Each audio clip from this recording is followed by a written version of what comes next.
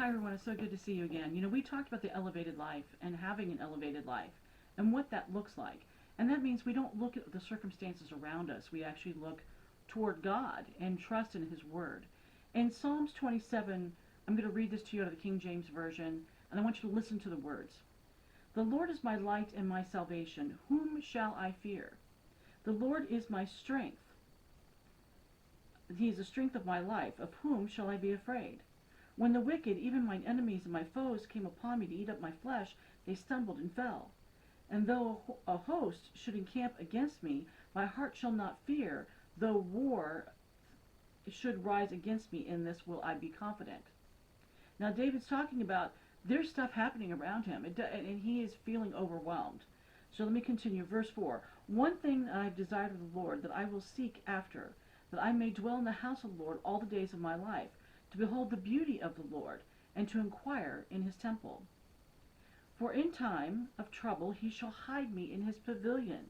In the secret of his tabernacle shall he hide me, and he shall set me up upon a rock, which means he's going to be in a fortified situation. And God will do this for us. He's not just doing this for David. And now shall my head be lifted up above mine enemies round about me. Therefore will I offer in his tabernacle sacrifices of joy. I will sing, yea, I will sing praises unto the Lord. Hear, O Lord, when I cry with my voice. Have mercy also upon me, and answer me. When you said, seek you my face, my heart said unto you, your face, Lord, will I seek. Hide not your face far from me, and put not your servant away in anger, that you have been my help. Leave me not, neither forsake me, O God of my salvation. When my father and my mother forsake me, then the Lord will take me up.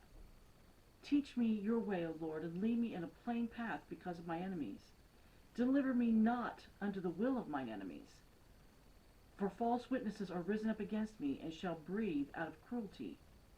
I had fainted, unless I believed to see the goodness of God in the land of the living. Wait on the Lord, be of good courage, and he shall strengthen your heart. Wait, I say, upon the Lord. It's saying, I would have fainted. My soul and my spirit would have been like, oh, I'm devastated. I would have fainted unless I believed to see the goodness of God in the land of the living. And a lot of times we forget that. We look at everything that's going on around us, and we are continually surrounded by media, social media. We're continually told somebody's always talking in our ear, blah, blah, blah, blah, 24 hours a day. And it's not positive, it's negative. Everything that they say, everything that they do is like, did you hear about this? Did you hear about that? Did you hear? Did you hear? Did you hear? Oh my goodness, it's terrible. And all these things are going on, and we're not going to be able to make it. Or we can do what David said, and we encourage ourselves in the Lord, and we say, I would have fainted unless I would have believed to see the goodness of God in the land of the living. I had to believe that, just like David had to believe that. And I have to believe that every day. And I do, because it's out of his tenderness and out of his goodness and out of his mercy that I can do anything at all. So many times I have people look at me and they're like, I don't know how you're doing this.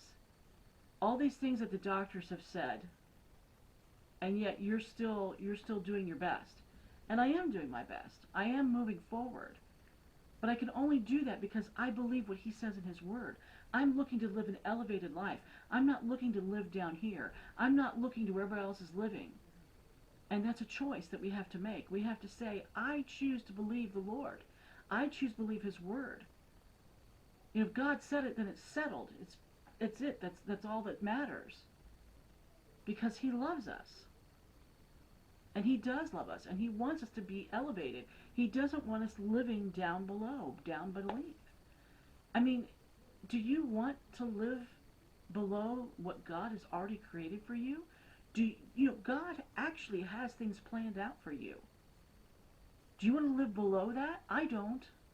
And I'm believing him every day to make me stronger. Every day to give me the grace that I need to do what I need to do.